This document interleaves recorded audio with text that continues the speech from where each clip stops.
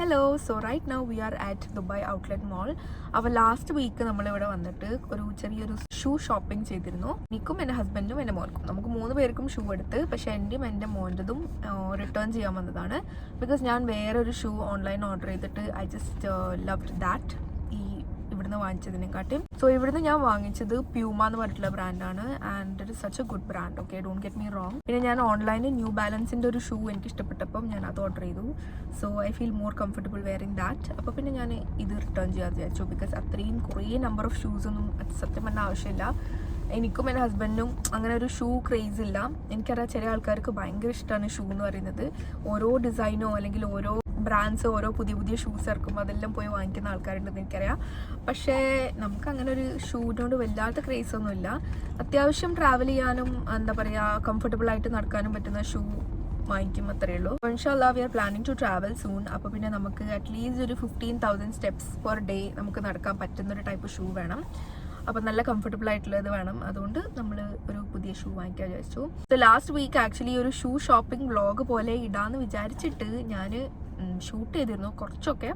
ആ ക്ലിപ്സൊക്കെ ഞാൻ ഇവിടെ ഇങ്ങനെ കാണിച്ചു തരാം. So we came to Dubai Outlet Mall. എന്നിട്ട് അവിടുന്ന് ആദ്യം തന്നെ ന്യൂ ബാലൻസിന്റെ ഷോറൂമിൽ പോയി. സോ ഈ ന്യൂ ബാലൻസ് പറയുന്ന ബ്രാൻഡ് അത്യാവശ്യം ഹൈപ്ഡ് ആണ്, അത്യാവശ്യം നല്ലൊരു കംഫർട്ടബിൾ ആണ് എന്ന് കുറേ ആൾക്കാർ പറയുന്ന ഒരു എന്താ പറയുക ഷൂ ആണ്. So we wanted to try that. അപ്പോൾ നമുക്ക് ഓൺലൈൻ ഓർഡർ ചെയ്യാമായിരുന്നു. പക്ഷേ വി തോട്ട് നമ്മൾ ഷോപ്പിൽ വന്നിട്ട് ട്രൈ ചെയ്തിട്ട് കംഫർട്ടബിൾ ആണെങ്കിൽ അല്ലെങ്കിൽ നമുക്ക് അതിൻ്റെ ഫിറ്റിങ്ങും കാര്യങ്ങളൊക്കെ അതിൻ്റെ ഫിറ്റിങ്ങും കാര്യങ്ങളൊക്കെ ഇഷ്ടമാവുകയാണെങ്കിൽ വാങ്ങിച്ചാൽ മതി എന്നുള്ള ഇതിൽ നമ്മൾ ഓൺലൈൻ വാങ്ങിച്ചില്ല. അപ്പോൾ നമ്മൾ നേരെ ആദ്യം പോയത് ന്യൂ ബാലൻസിലേക്കാണ്. ന്യൂ ബാലൻസിൽ പോയിട്ട് എൻ്റെ ഹസ്ബൻഡ് ഒരു 2-3 ഷൂ ട്രൈ ചെയ്തു. അതിൽ രണ്ടാമത്തെ shoe he liked. So he took that. പിന്നെ എനിക്ക് അവിടുന്ന് ട്രൈ ചെയ്ത ഷൂ ഇഷ്ടമായി. പക്ഷെ എനിക്ക് ആ കളറിൻ്റെ ഇത് ഒരു ഡൗട്ട് ഉണ്ടായിരുന്നു. കാരണം എനിക്ക് ഇഷ്ടമായത് ഒരു പെയിൽ യെല്ലോ കളർ ഷൂ ആയിരുന്നു. ഷൂൻ്റെ കളർ അടിപൊളിയാണ്. പക്ഷെ എൻ്റെ അധികം ഔട്ട്ഫിറ്റ്സും കുറച്ചൊരു ന്യൂട്രൽ ഷെയ്ഡ് ആയതുകൊണ്ട് ആ ഒരു യെല്ലോ വരുമ്പം എനിക്ക് അതിലേക്ക് കുറേ ഡ്രസ്സിലേക്കൊന്നും മാച്ച് ചെയ്യാൻ പറ്റുമെന്ന് എനിക്ക് തോന്നുന്നില്ല. അതുകൊണ്ട് ഞാൻ അത് എടുത്തില്ല. പിന്നെ ഞാൻ ട്രൈ ചെയ്തതിൻ്റെ സൈസ് അവൈലബിൾ അല്ലായിരുന്നു. കുറേ കീറിയിട്ട് എടുത്തിട്ടോ പിന്നെ ഞാൻ ട്രൈ ചെയ്തതിൻ്റെ സൈസ് ഓക്കെ അല്ലായിരുന്നു. സോ അത് ഞാൻ വാങ്ങിച്ചിട്ടില്ല. ഇനി എനിക്ക് ന്യൂ ബാലൻസിൻ്റെ വേണം എന്ന് അങ്ങനെ ഒരു നിർബന്ധമൊന്നും ഇല്ലായിരുന്നു. അതുകൊണ്ട് പിന്നെ ഞാൻ സ്കെച്ചേഴ്സിൽ പോയി. സ്കെച്ചേഴ്സിൽ നിന്ന് 1-2 ട്രൈ ചെയ്തു. പക്ഷെ എനിക്ക് ഇഷ്ടമായില്ല, സൈസ് ഇല്ലായിരുന്നു. അതാണ് അവിടുത്തെ മെയിൻ പ്രശ്നം. നമുക്ക് ഇഷ്ടമാവുന്നത് സൈസ് ഉണ്ടാവില്ല. കാരണം ഈ ദുബായ് ഔട്ട്ലെറ്റ് മോൾ എന്ന് പറഞ്ഞാൽ പൊതുവേ ആൾക്കാർ പറയുന്നത് നമ്മൾ പുറത്ത് ഷോപ്സിൽ വാങ്ങിക്കുന്നതിനെക്കാട്ടും കുറവ് പ്രൈസിനാണ് ദുബായ് ഔട്ട്ലെറ്റ് മോളിൽ ഓരോ ബ്രാൻഡ്സിൻ്റെ ഒക്കെ കിട്ടുക. അപ്പോൾ എല്ലാ ബ്രാൻഡ്സും ഉണ്ട്. ബാഗിൻ്റെ ആയാലും ഷൂസിൻ്റെ ആയാലും എല്ലാം കുറേ ബ്രാൻഡ്സ് ഉണ്ട്. അപ്പോൾ അതൊക്കെ നമുക്കൊരു റീസണബിൾ പ്രൈസിൽ കിട്ടും എന്നാണ് യൂഷ്വലി ദുബായ് ഔട്ട്ലെറ്റ് മോളിൻ്റെ ഒരു പ്രത്യേകത എന്ന് പറയുന്നത്. ഞാൻ പറഞ്ഞു തന്നതല്ല. ഈ ഔട്ട്ലെറ്റ് മോളിൻ്റെ പ്രശ്നം എന്താണെന്ന് വെച്ച് കഴിഞ്ഞാൽ നമ്മൾ ഉദ്ദേശിക്കുന്ന സംഭവത്തിൻ്റെ സൈസ് നമുക്ക് ഇഷ്ടപ്പെടുന്ന സാധനത്തിൻ്റെ സൈസ് ഉണ്ടായിക്കൊള്ളുന്നില്ല. ചിലപ്പോൾ 1 പീസോ അല്ലെങ്കിൽ 2 പീസോ ഒക്കെ ആയിരിക്കും അവൈലബിൾ ആയിട്ടുണ്ടാവുക. അത് നമ്മൾ ഭാഗ്യത്തിന് നമുക്ക് ഒക്കുകയാണെങ്കിൽ നമുക്ക് എടുക്കാം, അല്ലെങ്കിൽ നമുക്ക് പറ്റില്ല. എന്നിട്ട് ഞാൻ ന്യൂ ബാലൻസിൻ്റെ ഇറങ്ങിയിട്ട് ഐ വെന്റ് ടു സ്കെച്ചേഴ്സ് കഴിഞ്ഞിട്ട് I went to Nike and then I went to Adidas. നൈക്കിന്നും എനിക്കൊന്നും ഇഷ്ടമായി. പക്ഷേ I did not take it because എൻ്റെ സൈസ് അവൈലബിൾ അല്ലായിരുന്നു. പിന്നെ വി വെന്റ് ടു പ്യൂമ. ഞാൻ പ്യൂമന്ന് എടുത്ത shoe I still love it. Okay, എനിക്ക് അങ്ങനെ ആ ഡിസൈനിനോടോ അല്ലെങ്കിൽ ആ ബ്രാൻഡിനോടോ ഇഷ്ടക്കുറവൊന്നുമില്ല. പക്ഷേ ന്യൂ ബാലൻസിൻ്റെ പുതിയത് എനിക്ക് നല്ലത് കുറച്ചും കൂടി ഇഷ്ടമായത് കിട്ടിയപ്പോൾ ഐ തോട്ട് റിട്ടേൺ ചെയ്യണ ഓപ്ഷൻ ഉണ്ടല്ലോ. അപ്പോൾ പിന്നെ ഞാൻ റിട്ടേൺ ചെയ്യാമെന്ന് വിചാരിച്ചാണ്. ഇനി പ്യൂമയിൽ കയറിയപ്പോൾ എനിക്ക് നല്ലൊരു ഷൂ കിട്ടി. അതിൻ്റെ ഒക്കെ ക്ലിപ്സ് ഞാനിവിടെ ഇടാം. ആ ഒരു മോഡലിൻ്റെ പേര് പ്യൂമ റൺടൈംഡ് പ്ലാറ്റ്ഫോം ഷൂസ് ആണ്. അപ്പോൾ കുറച്ചൊരു പ്ലാറ്റ്ഫോം ഹീലുണ്ട്. ഒരു 1 ഇഞ്ച് അല്ലെങ്കിൽ ഒരു 1.5 ഇഞ്ച് ഒരു തിക്കായിട്ടുള്ളൊരു സോളാണ്. അപ്പോൾ കുറച്ചൊരു ഹൈറ്റ് തരും. ആൻഡ് മറ്റേ സോഫ്റ്റ് ഫോം ഉള്ളതാണ്. So it is very comfortable as well. പിന്നെ നല്ല അടിപൊളി ഒരു കളറായിരുന്നു. ക്ലെമൻറ്റൈൻ എന്ന് പറഞ്ഞിട്ടുള്ളൊരു കളറായിരുന്നു ആ ഷൂ മോഡലിൽ ഞാൻ എടുത്തത്. And it was nice. So ഞാൻ പറഞ്ഞ പോലെ എന്താ വെച്ചാൽ എൻ്റെ മോസ്റ്റ്ലി എല്ലാ ഔട്ട്ഫിറ്റ്സും ന്യൂട്രലാണ്. അപ്പോൾ ചെറിയൊരു പോപ്പ് ഓഫ് കളർ വരുന്നത് എനിക്കിഷ്ടമാണ്.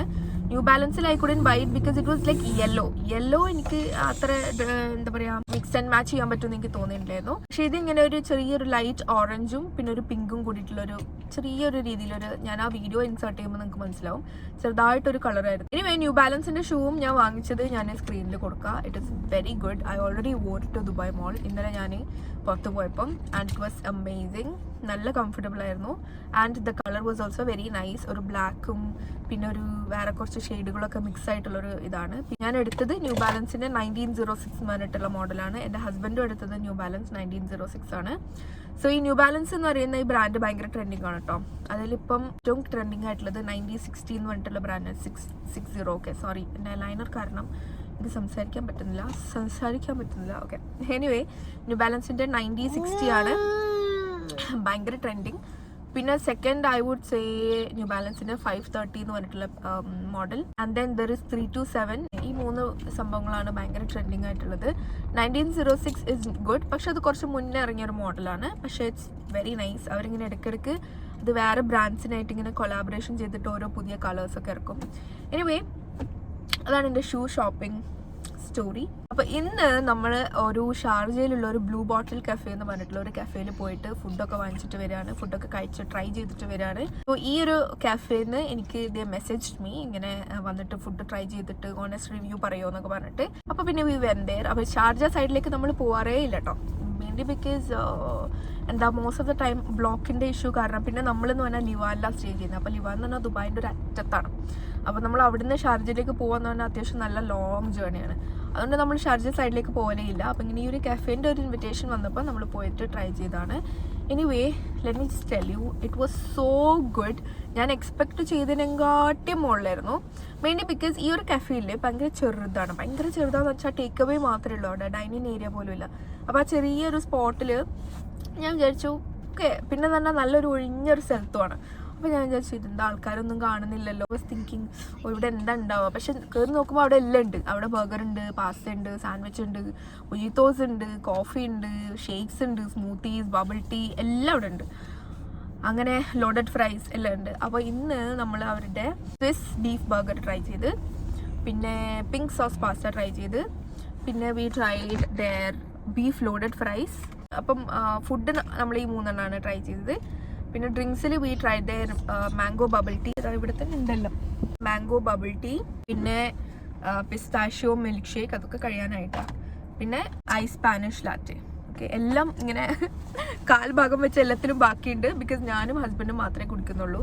ഇതന്നെ ഈ 3 ഡ്രിങ്ക്സ് തന്നെ ഞാനും ഹസ്ബൻഡും മാത്രം കുടിച്ചിട്ടാണ് ഇത്രയാക്കിയത്. ഡ്രിങ്ക്സിൻ്റെ റിവ്യൂ എന്ന് പറഞ്ഞു കഴിഞ്ഞാൽ ഇത് pistachio latte, I mean this is their did I say pistachio latte കുറച്ച് മുന്നേ? ഓക്കെ, എനിവേ ഇത് അവിടെ പിസ്താഷ്യോ മിൽക്ക് ഷേക്ക് ആണ്. And it is so good. നല്ല രസമുണ്ട്. എനിക്ക് പിസ്താഷ്യോ ഫ്ലേവേർഡ് സംഭവങ്ങൾ ഭയങ്കര ഇഷ്ടമാണ് കേട്ടോ.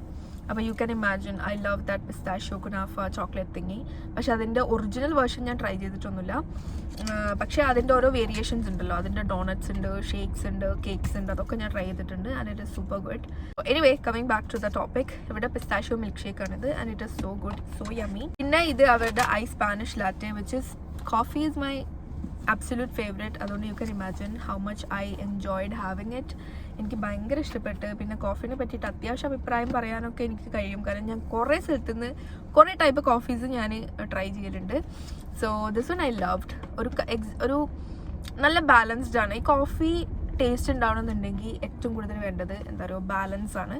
So this is super balance. ആ ഒരു സ്വീറ്റ്നെസ്സും ആ ഒരു കോഫീൻ്റെ ആ ഒരു എന്താ പറയുക ഫ്ലേവറും വെച്ചാൽ ആ ഒരു സ്ട്രെങ്ത്തും പിന്നെ ആ ഒരു തിക്നെസ്സും എല്ലാം. കാരണം ചില കോഫീസ് നമ്മൾ വാങ്ങിക്കുമ്പോൾ ഭയങ്കര വാട്ടറി ആയിരിക്കും, ചിലത് ഭയങ്കര തിക്കായിരിക്കും. കാരണം ഇന്നലെ ഞാൻ കരീബു കോഫി ഉണ്ടല്ലോ, കരീബു ഐ ഡോണ്ട് നോ അതിൻ്റെ സ്പെല്ലിംഗ് അല്ല, പ്രൊനൗൺസിയേഷൻ അങ്ങനെയാണോ എന്ന് എനിക്ക് ഉറപ്പില്ല. എന്നാലും കരീബു കോഫി എന്ന് പറഞ്ഞിട്ട് ദുബായ് മോളിലൊരു കോഫീൻ്റെ ഒരു സ്പോട്ടുണ്ട്. അവിടുന്ന് ഞാൻ കോഫി വാങ്ങിച്ച് ഭയങ്കര I felt like I was drinking milk. അങ്ങനത്തെ ഒരു ടൈപ്പ് കോഫി ആയിരുന്നു. I did not like it at all. പക്ഷെ this one is super good. Okay, it is like amazing. Okay, ഇതിവിടെ വെച്ചാലേ എന്നെ ഇവിടെ സംസാരിക്കാൻ സമ്മതിക്കുള്ളൂ. So let me just do as he ask me to do.